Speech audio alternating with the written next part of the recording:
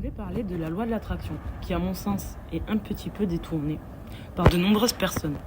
Par exemple, si quelqu'un subit quelque chose de très malchanceux dans sa vie, il y a beaucoup de personnes spirituelles qui détournent ça parce que la personne en question aurait une mauvaise loi de l'attraction. Alors, ma théorie là-dessus, et j'aimerais bien avoir vos avis, parce qu'elle est tout autre. La loi de l'attraction, pour moi, n'est pas vraiment quelque chose de spirituel, mais plutôt quelque chose de logique, une cause à effet.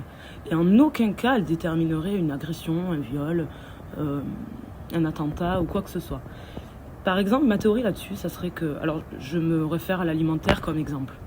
Si demain, ma loi, c'est de manger que du sucre, mon attraction probable, logique, en fait, ça sera de développer peut-être un diabète.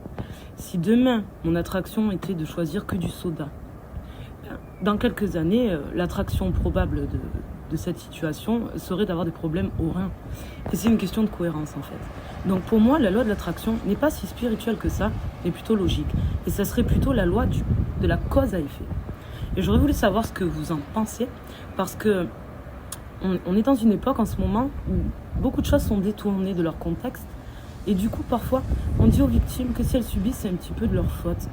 Et je trouve que c'est dommage. Qu'est-ce que vous en pensez, vous, sur cette fameuse loi de l'attraction spirituelle, qui pour moi, ce serait plutôt une logique de cause à effet. Par exemple, je peux vouloir me visualiser toutes les nuits avec mon 1m80, et n'empêche que tous les matins, je vais me lever avec 1m64, même si je me suis profondément visualisée. Donc, elle ne peut pas, je pense, et je peux me tromper, ceci n'est qu'une théorie, pas une véracité, marcher dans tous les contextes. Voilà pourquoi moi je l'appelle la loi du cause à effet. Pour moi, c'est pas vraiment de la spiritualité, mais de la logique.